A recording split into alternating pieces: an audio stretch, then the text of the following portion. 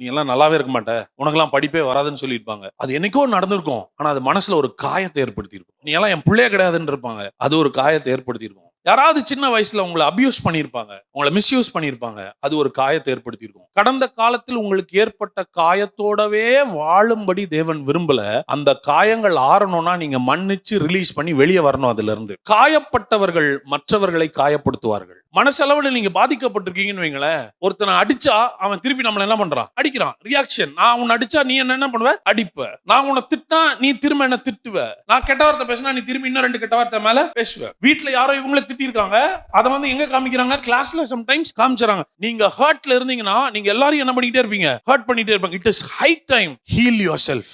எப்படி brother heel பண்றது? நம்ம லைஃப்ல நடக்கிறதா ஒரு இன்சிடென்ட், அது அவங்க இமோஷனல் கண்ட்ரோல் பண்ண முடியாம என்ன ஒரு வார்த்தை பேசிட்டாங்க.